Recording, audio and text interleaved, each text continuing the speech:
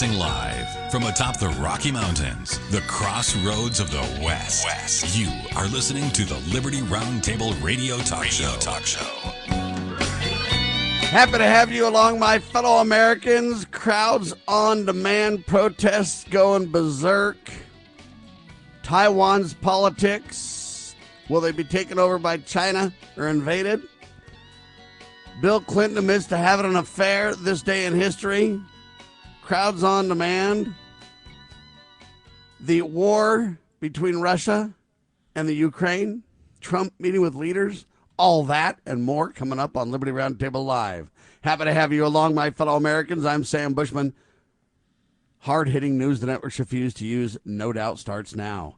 This is the broadcast for August 18th in the year of our Lord 2025, promoting God, family, country, protecting life, liberty, and property, and doing so on your radio in the traditions of our founding fathers, rejecting revolution, standing for peaceful restoration of the greatest country on the face of the earth. That means Dr. Bradley's with me.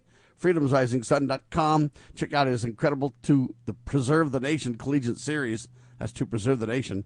Available at freedomsrisingsun.com. Also sign up for his weekly webinars, Q&As on the Constitution, and more every Thursday night. Sign up at freedomsrisingsun.com.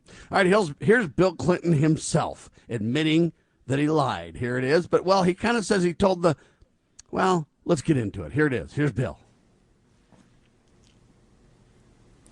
Good evening.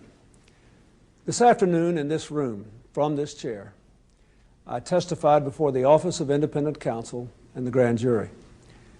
I answered their questions truthfully, including questions about my private life, questions no American citizen would ever want to answer. Still, I must take complete responsibility for all my actions, both public and private. And that is why I am speaking to you tonight. As you know, in a deposition in January, I was asked questions about my relationship with Monica Lewinsky. While my answers were legally accurate, I did not volunteer information. Indeed, I did have a relationship with Ms. Lewinsky that was not appropriate. In fact, it was wrong. It constituted a critical lapse in judgment and a personal failure on my part for which I am solely and completely responsible.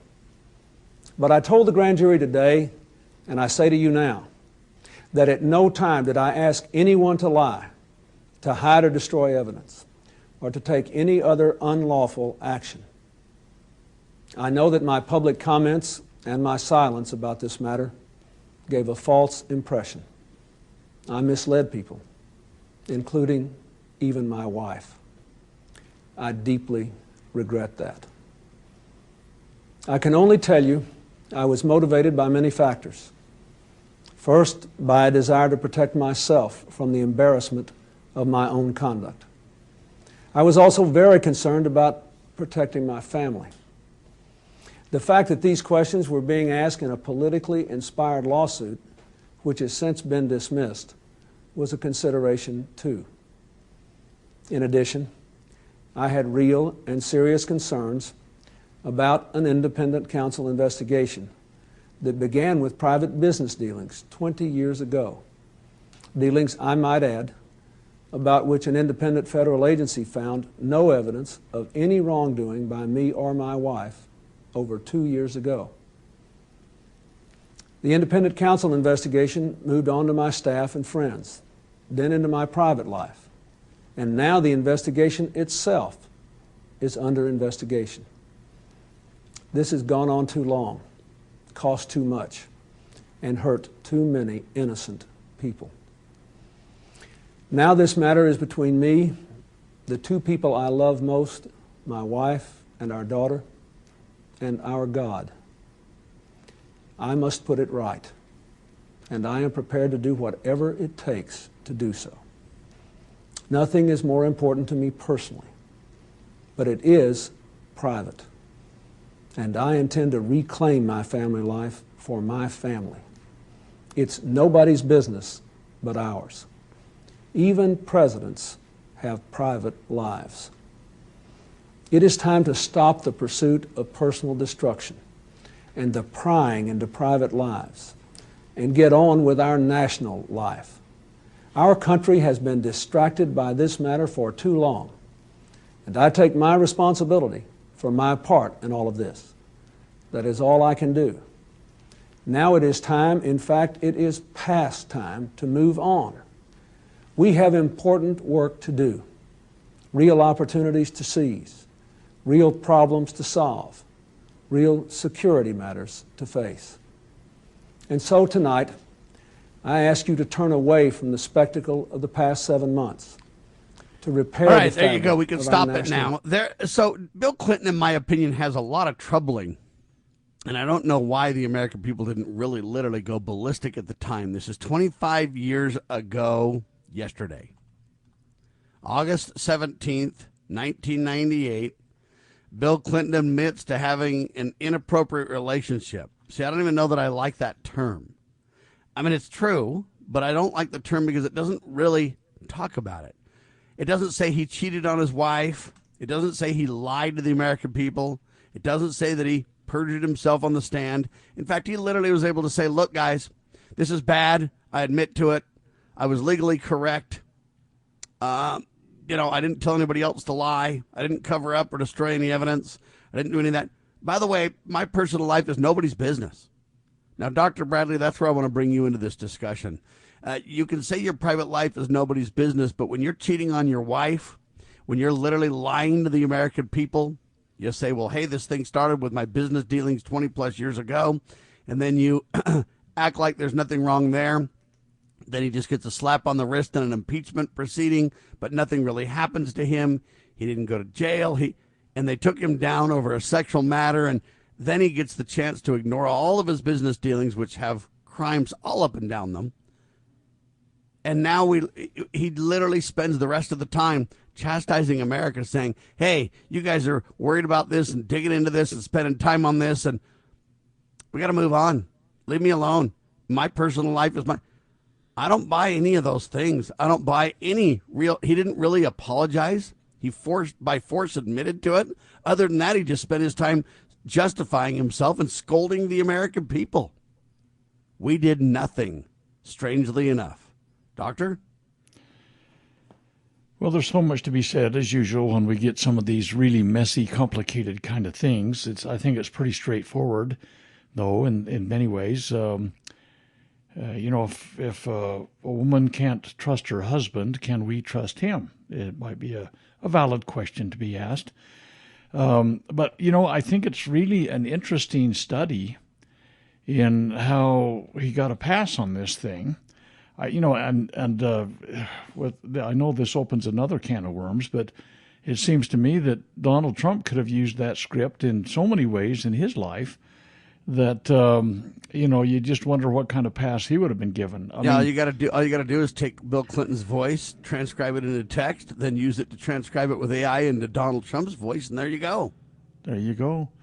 I mean, these kinds of things are way beyond. This is happening way too often, and morality does matter. And in fact, George Washington spoke of public and private virtue in his inaugural address. The idea that religion and morality are the pillars upon which our nation is established. The fact that Calvin Coolidge talked about how a nation never gets ahead of its religion. I mean, there's things that really, really matter, and we're kind of way off that scale. I've got two chapters in my book. The first chapter is America's Spiritual Foundation. Okay, and then about mid-book, I do the moral basis of liberty, and so. The morality is central to us being able to maintain our liberty, and they knew that right from the very beginning. And it is sad that we've got this point we are in our national psyche, if you will, where kind of Americans are given a pass for almost everything that is upside down and backwards. And this old-fashioned concept of public and private virtue simply eludes us. And Washington's just way out of date, and there's just nothing to consider, and why are we even talking about this? And, my moral standing doesn't have anything to do with my ability to either lead or govern or anything like that. It's just a tragic travesty. So, man, time flies, and redefining alone and is, holy cow. George Washington warned about morality in public and private life. Literally 100 years later, Bill Clinton says, hey, my life's my affair. It's none of your business. Yeah, I cheated on my wife. So what? Imagine that. Liberty Roundtable Live in seconds with Dr. Scott Bradley. You know where the solution can be found, Mr. President? In churches, in wedding chapels, in maternity wards across the country and around the world. More babies will mean forward-looking adults, the sort we need to tackle long-term, large-scale problems. American babies in particular are likely going to be wealthier, better educated, and more conservation-minded than children raised in still industrializing countries. As economist Tyler Cowen recently wrote, quote, by having more children, you're making your nation more populous, thus boosting its capacity to solve climate change. The planet does not need for us to think globally and act locally so much as it needs us to think family and act personally. The solution to so many of our problems, at all times and in all places, is to fall in love, get married, and have some kids. Get ready to be part of something incredible. We're breaking barriers and delivering the powerful stories that mainstream media won't touch. Your support is what fuels our mission to revolutionize journalism and bring you the truth. Join our passionate community of changemakers by donating at libertynewsradio.com today. Together, we're creating the future of news. Do you know what is great about America? Ask an Immigrant. Ask an Immigrant is a new podcast dedicated to helping Americans, especially our youth, value, appreciate, and be grateful for the freedoms we have here in America. Join host Lydia Wallace-Nuttall as she interviews immigrants from around the world to discover their inspiring personal stories about why they came to America. To learn more about why America is the most prosperous, greatest country in the world, download the Loving Liberty app or go to lovingliberty.net.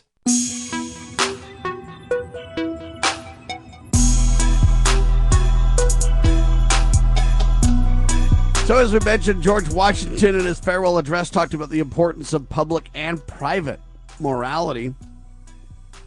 Literally, I said 100 years later. Dr. Bradley's right. 200 years later, sorry. A little over, I guess, whatever. Bill Clinton. Wow, I'm all over the place. Bill Clinton basically said, hey, my private life's mine. Don't worry about it. Leave me alone. You guys shouldn't have to care about that, etc. And I look at that kind of a statement and I think he didn't really even apologize. He said, I deeply regret it. Deeply regret what? Getting caught? That's like the 11th commandment. Don't get caught kind of an idea. It's insanity, people. And you can say, well, the people just kind of let it go. And I don't know that the people let it go. I think for the most part, you've got people flat out above the law. Look at, Donald Trump. Look at Bill Clinton. And you can say, Donald Trump, how dare you, Sam? They've tried to get him forever. I know. I get it. I agree. What the truth is, I don't even know. So take this Jeffrey Epstein scandal. Hey, Trump was all about looking into it. Then he blocked it 100%. How involved was he? In the 90s, he was totally hanging out with Jeff.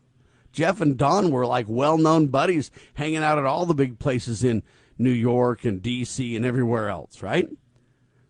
There's women now saying, hey, Trump was more involved than we think. Now, I don't know the truth, because there's gigabytes of data, but yet, hey, we don't, we're told there's nothing. We didn't even have a list. Then they privately meet with Ghislaine Maxwell, in my opinion, circumventing kind of a congressional discussion. You look at that and you go, okay, are we really seeing the same thing? Now, it's interesting, Bill Clinton, he had all these business dealings that got all dismissed, no harm, no foul. His sexual relationship, hey, quit digging into my personal life.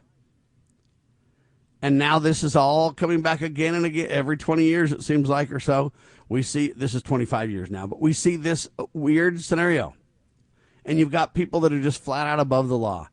Do you think the wheels of justice grinding slow will ever have accountability for this, or do you think there's just no more accountability left, Doctor? Because I look at this and just don't really understand. There's nothing we can do to these people. The people are incensed and frustrated. Look at the Jeffrey Epstein scandal. I mean, it's really ripped the MAGA movement in half. But yet at the same time, nothing seems to be happening. Nothing. Well, that is a sad commentary on the whole thing. I think we do, Alexander Pope talked about, first we pity, then endure, then embrace. And maybe we have embraced way too much as a people. I mean, I suspect that we become so jaded we're almost insensitive, if you will, to any feeling at all. And if we're past feeling, we're in pretty bad way. I think that it's a sad scenario, and you get all sorts of little corollary things. You probably got in high school. You can't legislate morality. Well, if the basis of a law isn't moral, maybe we ought to revisit that law. I mean, these kinds of things, and we can go back even to the original founding of the nation, the founders, if you will, when Blackstone talked about the necessity of society protecting against immorality, and what Montesquieu said about it. Montesquieu talked extensively about, and we could spend an awful lot of time on this, if the women of a nation lose their virtue, the nation will lose its constitution. That's a paraphrase, but and that's not to say that a virtuous lifestyle by men is not important, but what he's saying is that the next generation will be basically molded by the type of moral character of their mothers. And fathers, absolutely, I don't want to downplay that at all. It gets downplayed way too much.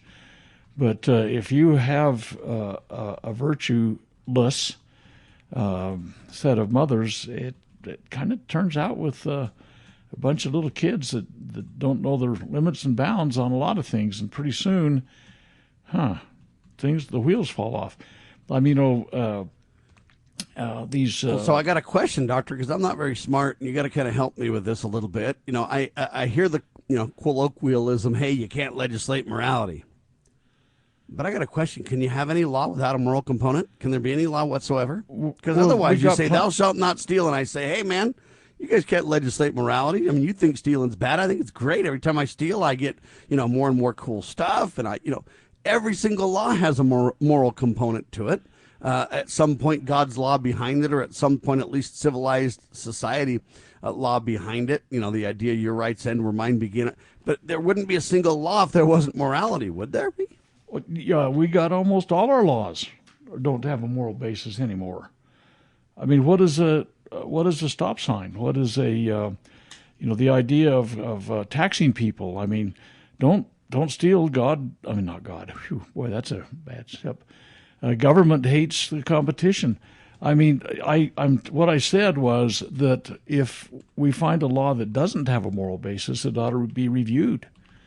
And we have gobs of laws nowadays that don't have a moral basis. And sadly, that almost becomes the whole canon of law. And so we're really in trouble in that particular manner. And I'm really saddened by it. Just a second. I'm learning here about.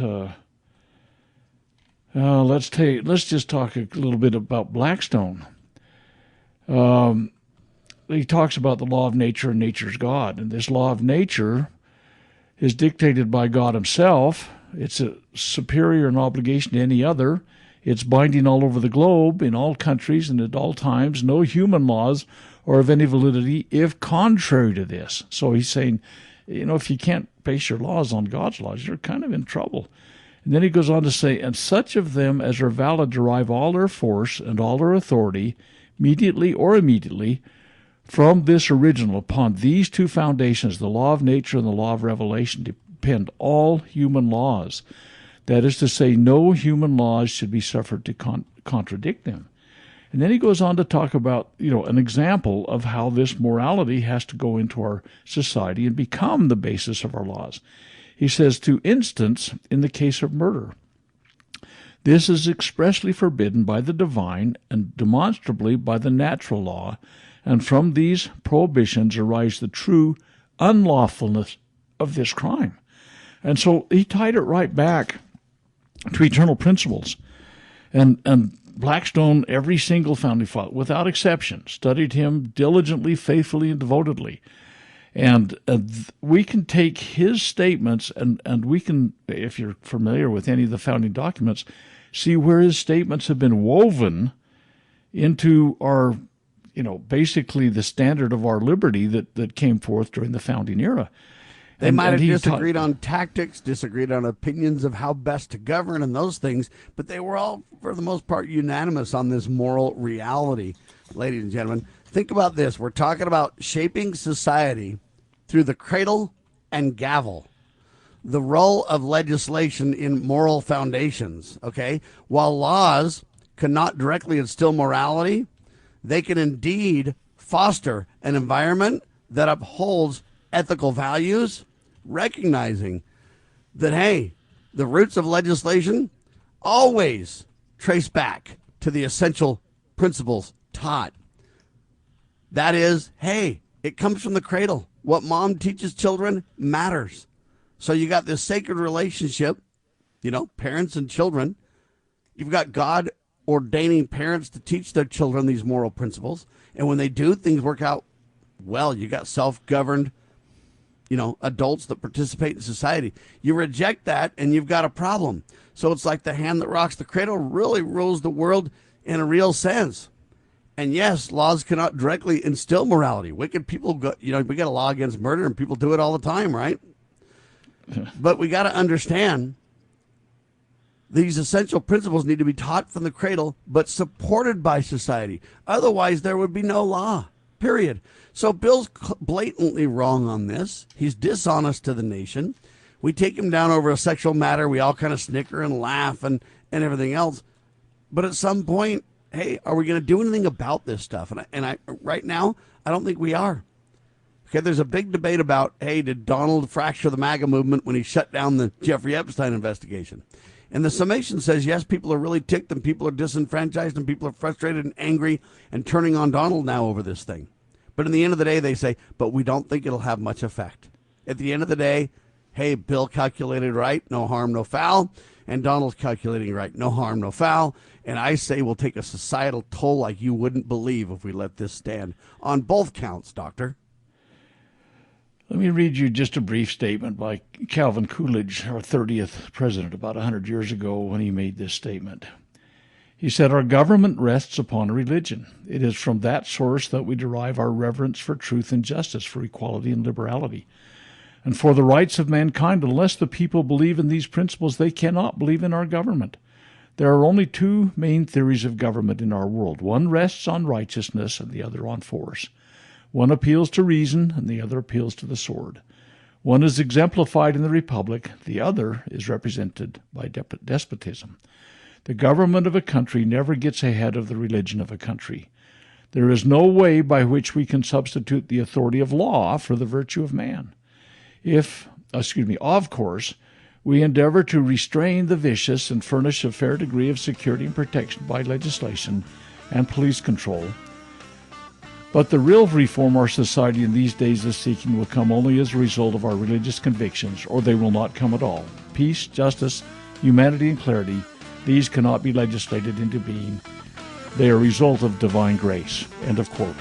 And that's why we promote God, family, and country on this radio program, and we stand for the protection of life, liberty, and property. That's who we are. That's what we do. Dr. Scott Bradley, check out his incredible collegiate series that discusses these very topics. It's a book and a lecture series, DVD videos with lectures, and a whole lot more. It's a whole homeschooling and educational package for children and adults alike. Check it out at freedomsrisingsun.com. I'm Sam Bushman. This is the one and only hard-hitting, truth-telling, news the networks refuse to use talk show, Liberty Roundtable Live.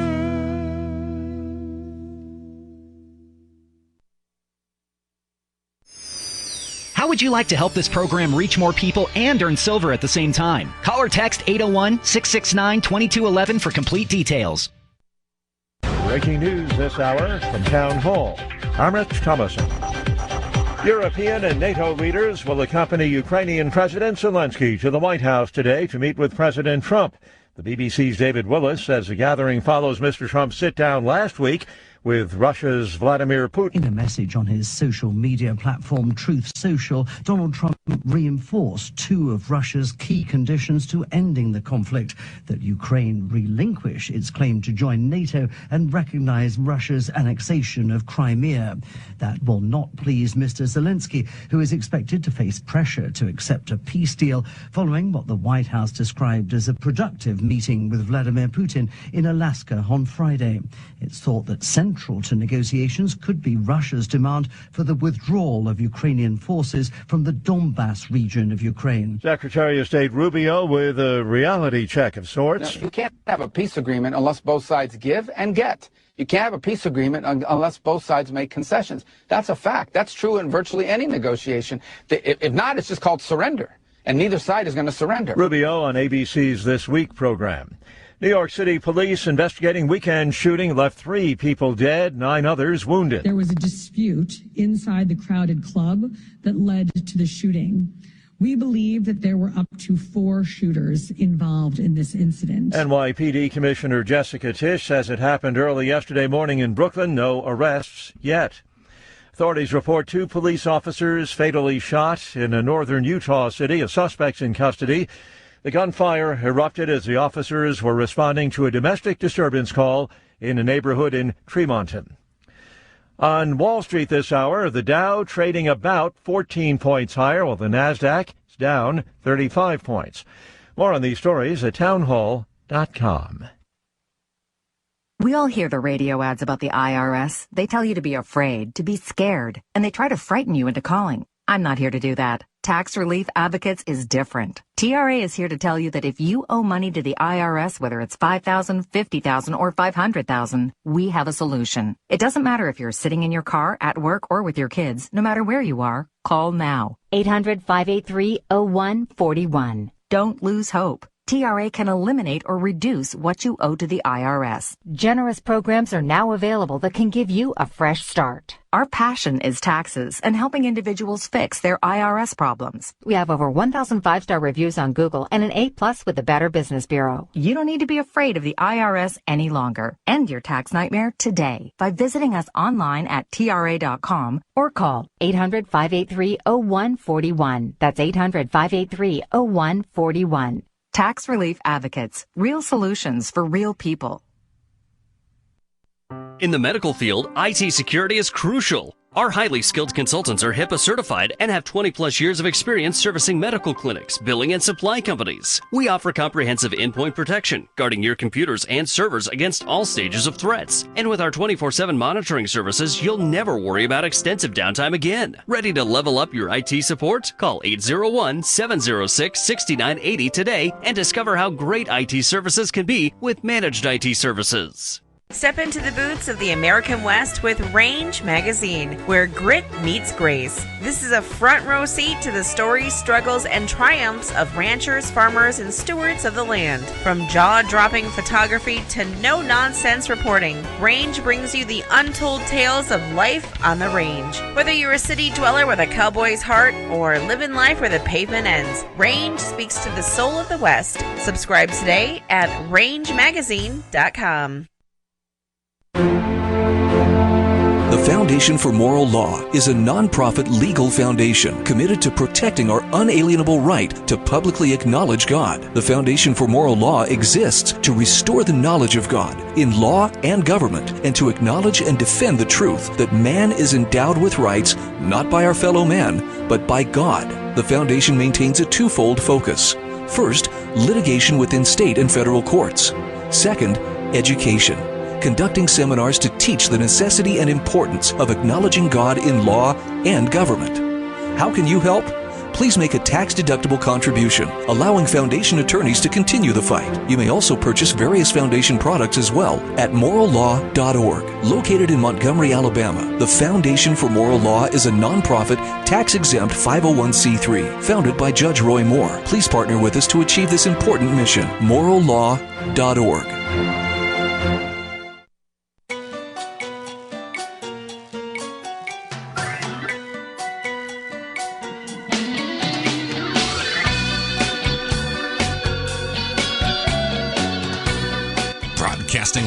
Live from atop the Rocky Mountains, the crossroads of the West. You are listening to the Liberty RoundTable Radio Talk Show.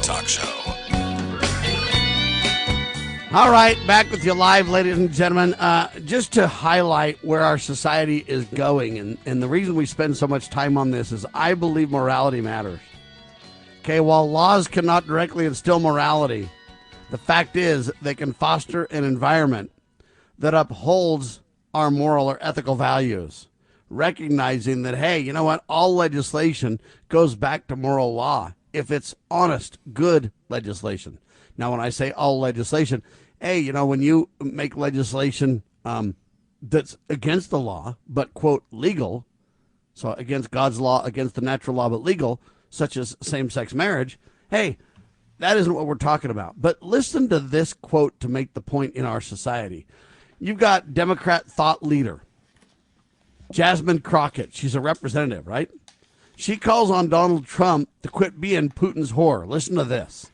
If you could tell Donald Trump anything tonight, what would you tell him? I would tell him to grow a spine and stop being Putin's hoe. If you could tell Donald Trump. Okay. Stop being Putin's hoe. Now, I don't know if there's a difference between hoe and whore and, you know, the N-word. You got two ways of saying it. Guh, right? Well, I mean, we're playing games with words a little bit, but the Gateway Pundit, Jim Hoft, highlights this and says, this is disgusting. Look what's going on. And so you see our morality to where it's like, hey, all we're watching is an immoral spectacle on the world's stage, literally 24/7. You don't believe me? Well, now we're talking about crowds on demand. I've highlighted this before, but it's really important to focus on. Crowds on demand, by the way, they say is your home for impactful advocacy campaigns, demonstrations, PR stunts. They're called audiences for hire, and corporate events. Services available nationwide. You want to learn more? Go to crowdsondemand.com. Well, the CEO of this was on Fox. CEO of paid protest company says it works with both sides of the aisle. Requests for paid protesters have increased by 400% since President Trump took office. Stated by Adam Swart, he's the CEO of this Crowds on Demand. During an interview on Fox and Friends, I guess it was done on August 15th, so a couple days ago or whatever, the weekend hit, so we couldn't cover it. But Crowds on Demand, a public relations firm, provides crowds for various events, including political protests, they say, in a peaceful, nonviolent way. Despite common misconceptions, the company services both sides of the aisle. Swartz also revealed that the company recently rejected a $20 million offer about what happened in L.A. recently. He says, hey, that was kind of immoral and it might, you know, get too crazy. We don't want to be involved in illegal activity, he says. Swartz said that compensation is typically in the low hundreds of dollars for a protester based on how difficult or the assignment. He says, you know, hey, buying a protest is kind of like buying an ad on TV, you know? Dr. Bradley, there you go, sir. It's just astounding to me, the rent-a-riot concepts that have become popular in our day. And honestly, sometimes, I mean, I have seen, and I know people personally that have been on the quote-unquote right side, not meaning the correct side, but that are on the politically right in most people's opinions. I don't like right and left or conservative and liberal because all those terms have been co-opted. But in most people's minds, you know, you say, oh, they're a rightist or they're, you know, right-wing, whatever. I personally know people that have been co-opted and become actively engaged in these kind of gatherings. It is just astounding to me that the people have become kind of triggered, if you will, and the acrimony grows. I mean, I think that the people that do that and are doing the rent-a-riot thing, this guy that did the interview, I didn't see the interview, so I don't know the whole scam of it. But if these things grow into violence, I think that the responsibility ought to go right to the very top of who organized it. It seems like the organizers need to take responsibility when things get out of hand, and maybe there'll be a little less of it going on. That if you can buy any opinion in the world, and you really can. I mean, I am utterly astounded at how many people could take either side of the argument and make it something that they're passionate about. And I think we just need to base our lives on steady progress and correct principles and try to uphold those things, and hopefully some of that'll stick.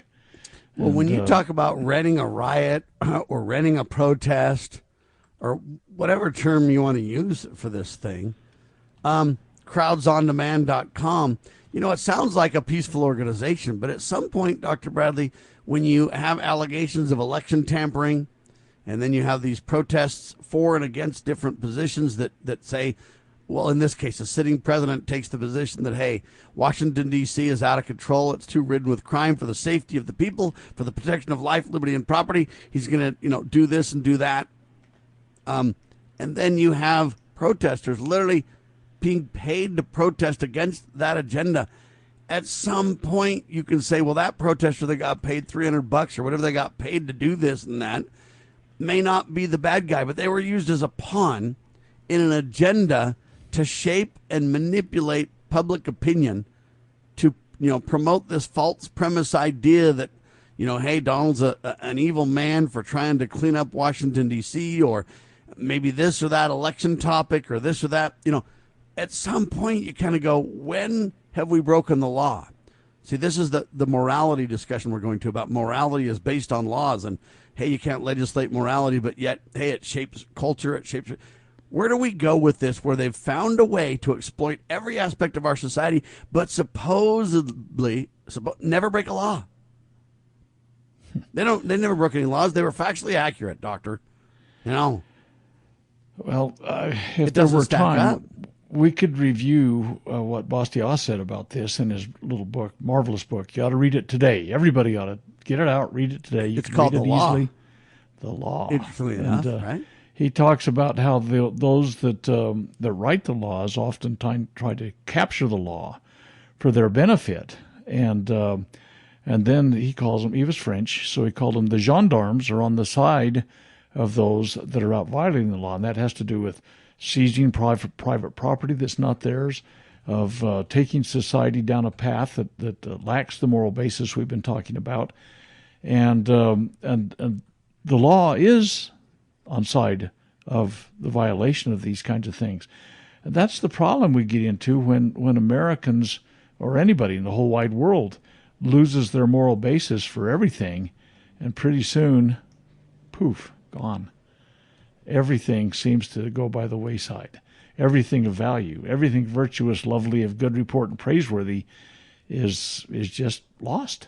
And that's the tragic travesty of where we're traveling when we get guys like Bill Clinton and Donald Trump trying to sketch through their lives in the sketchiest way possible and get us all to say, hey, it doesn't really matter. It doesn't. First endure, then pity, then embrace, as Alexander Hey, you'll said. never get me to say that it absolutely matters. The rule of law, God's law, codified in natural law, and actions have consequences. This fundamental reality cannot be ignored, cannot be avoided. You can lie, manipulate, pretend, deceive, but the truth shall stand nobly and independently regardless, and we'll back the truth. And that's why I use these 6 words to, define Liberty Roundtable Live, our talk show. It's not about Sam Bushman becoming famous or important or anything like that. It's about promoting God, family, and country. And it's about protecting life, liberty, and property. 6 words: God, family, country, life, liberty, property. And that really kind of defines our whole discussion here, Doctor. We want to carry the Founding Father-esque viewpoint forward about morality in the people. And I agree, nations only mirror the morality of society. Society only mirrors the morality of the family, that which is the fundamental unit of society, right? Right. The family is fundamental, and that's the whole basis of God's law. I mean, the creation of he established the fundamental family. So there is a moral imperative. I think we can, that's kind of maybe the bottom line, is there is a moral imperative. And we seem to have strayed far from that basis. And we're kind of reaping the whirlwind, if you will, about what's going on right now. All right. Well, we see this big battle between, Putin and Trump. Let's go ahead and skip this break, shall we? Between Putin and Trump, they met last Friday or whatever. They came out of it with a big old press conference and everything else. The bottom line is they said they didn't solve a whole lot, but they made a lot of progress. Now Trump's supposed to meet with a bunch of people in Zelensky separately and try to work on this thing. That's happening. But, time will tell where that goes. Meanwhile, we got another issue brewing. Taiwan is increasingly concerned with the possibility of what they call a Chinese invasion. It's underscored by Xi Jinping's emphasis on, quote, reclaiming Taiwan. But it's interesting to note that the Chinese Communist Party, the CCP, has never really controlled Taiwan in the first place. So it's an interesting land grab. Remember, our goal is to protect life, liberty, and property, right? Anyway, interesting twist as that's in the background of all these wars and rumors of wars and peace talks and whatever else. That's brewing in the background, and I don't think it's going away anytime soon, Doctor. It's not, and again, we have to recognize, and I say this an awful lot, we have the best enemies money can buy. After World War II, of course, Japan had been dinking around with trying to seize China long before Pearl Harbor, and we could tell the horror stories of all of that went on. But there were two principal leaders, if you will, in China at the time, Chiang Kai-shek, who was a warlord, and he didn't have the American founding father, ish kind of things, but was more for freedom and our ally in World War II, and of course Mao Zedong. Anyway, George Marshall of the United States turned over all captured Japanese weapons to Mao.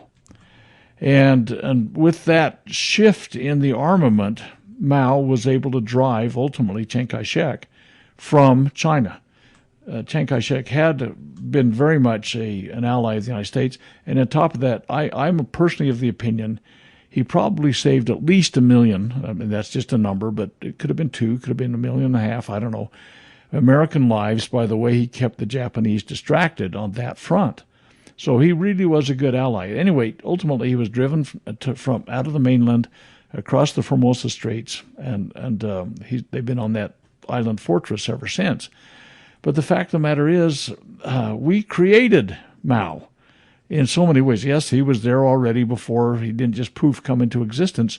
But the United States armed him and set him up as the guy. Now, look at all of the challenges we face now with China. It's just unbelievable. And we did it. We did it. I mean, it's kind of like on steroids what was left in Afghanistan, when with that withdrawal, and we left billions upon billions of dollars of military weaponry there, and it's now being used against us. It's really interesting. So, yeah, Formosa. You think they'll take over? Taiwan. Will they take over Taiwan? You think that will there become a day where that happens, or do you think that it's all bluster and talk? Well, come a day. I mean, that could be 10 years, 50 years, whatever time from now. I don't think it's imminent. I think that we could precipitate it, and I'll tell you why I don't think it's imminent. I think, why would China kill the golden goose? I mean, right now they're taking over America without the slightest bit of resistance. Yeah, you're right about that. So, hey, they're going to own the country. I mean, they're buying it. But here's the battle. Here's the battle point, in my humble opinion. Taiwan, a, quote, major player in semiconductor manufacturing, produces most of the world's semiconductors, right? And over 90% of its advanced chips. And so as, we start to, get rid of our dependence on that, as we start to not, depend on Taiwan as much, we start to, push some of that around the world or whatever, they're kind of losing their, quote, silicon shield. It might be weakening that, and eventually there might be a play for it, before they become so irrelevant it doesn't matter. there might be a big play for that. Well, there very well could be, but at this particular juncture, I think that they have they've basically got control of so much of America and our economy and our funding. They own so much of our debt. And why would they turn that upside down when they've still got that big piece of that pie? I just don't see this turning into a China thing unless we precipitate it. And I think that could be done any number of ways. I mean, we could go into the South China Sea and we could make a big show of force. If we kind of make a deal with Russia and give some of the Ukrainian land to Russia and we're involved in that foreign entanglement, eventually what's to stop kind of another play for something where China kind of says, hey, if Russia can do it and gain ground and make a deal, so can we. And, we're kind of driving Russia into the arms of China. And, they've been there for a long time, but we're making it worse by our actions. And you kind of look at that and go, I pray that doesn't happen, but it very well could be an issue, right? Could be. I just don't see it as imminent on the horizon, and thankfully so. Amen. Because no way we could possibly do a war on that front. It's a 7,000-mile supply chain to get stuff there. And getting our... And a very hostile supply chain along the way, too, I might add. No question about that. You're going to find that these hypersonic missiles could target U.S. aircraft carriers. And if you lose one of those, you lose 5,000 Americans all at once. But you also lose a very expensive asset. You also lose your ability then to fuel that supply chain. I mean, it just, ladies and gentlemen, this would not be pretty. Think about Vietnam times 1,000, Doctor, right? Oh, easily. I mean, that was a little spit of land. I mean, look at China. Holy cow. I mean, never engage in a land war in Asia. All right, that's rule number one. There you have it. Final topic of the hour that I want to make sure that we get to is this. It's this day of history again, Dr. Bradley. August 18th, 1920. The 19th Amendment secures women's right to vote. You want to comment on this one? Well, okay. I mean, this whole thing, honestly, was sold to the American public. I'm not against women voting. Don't get me wrong. But to tell you the truth, we're going to clean up politics. We're having the men be there. Okay, Dianne Feinstein, Nancy Pelosi, Hillary Clinton, AOC. I mean, it has not cleaned up politics one iota. Now, initially, and this is an historical perspective, everything America did was a republic. There was a representative that represented some constituency. Every step of the way, from the Declaration of Independence on forward, the Constitution Convention, the way they did the ratification of it, how Congress works now, everything is a republic. There are representatives. And the initial thought was the husband and father represents the family. And if he didn't take that into consideration, he was a really crappy representative. Now, the traditional family has gone to, the whole dogs, and there's not much left of it. Well, there's a semblance of it, but it's got downplayed completely. But initially, the husband-father role was to be the representative of the family at the ballot box. And that was the concept. It wasn't because women had no value or anything like that. In fact, if we had about another half an hour, I would review with you some of the females that were instrumental in the winning of the Revolutionary War. There was a huge engagement of women, and they played a vital role in so many levels. I mean, for everything from propaganda to spying. I mean... Yeah, well, what they've done in my mind is they've used this as a divide and conquer tactic. They've used this as a way to divide households, to divide, I'm not really against women voting. I don't think women are less than men in any way. What I don't want is divided families and divided households over, quote, politics, right? That, to me, is kind of the quintessential discussion. If a woman leads a home and stuff like that, hey, the problem is, how do you get into the details and say she can vote if she's leading a home, but if she's not, then she has to defer to her husband. I mean, they use this as a wedge to really destroy liberty, right? That's the bottom line. Well, it's a Marxist philosophy the most naturally synergistic, complete merging is in a family. Husbands and wives should be on the same page, going the same direction, and if they're not, they need to discuss it with each other and come to that understanding. Maybe they need to get on their knees and pray for humility and pray that we can find out what the Lord's will is on the topic. Is that crazy?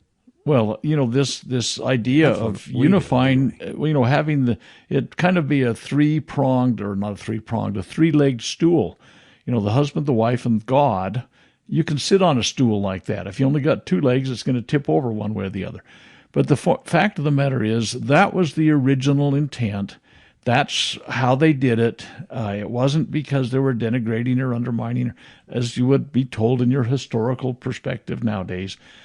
This unified approach to life, the unifying husband and wife, is something they're trying to completely toss overboard. They are, and the reason that I bring this up, though, is this. It's gotten to be where they've created these topics that you don't even want to touch. You're just like, man, I don't want to bring up this voting thing, because if I do, then everybody thinks I hate women, and I think women shouldn't vote, and I'm the enemy of everybody. Or at the same time, you're advocating for women, you're calling this incredible celebration, and you look at the societal impact of a lot of that, and you kind of say, is there a way to win and talk about this? And the only way I know is to treat it as this. It is a divide and conquer tactic. Women have been played and men have been played over this. It's really a divide the family discussion, and we need to find a way to unify, not divide families. That's really my stand on this. It's not about women can't vote or women are less than men, or it's not about all the topics that they manipulate this to. It's about saying we need unified families. Otherwise, hey, a family divided against itself shall surely fall. And if families surely fall, since family is the fundamental unit of society, then society surely falls. I mean, that's really the discussion points here. And very few people can articulate that in a meaningful way without stepping in it, Doctor. That's true. And here's the issue. Getting back to this divide and conquer concept, almost everything that's happening now is an effort to build acrimony, to divide the country, and men and women, husbands and wives. I mean, gender, transgender, oh, for crying out loud. But at any rate,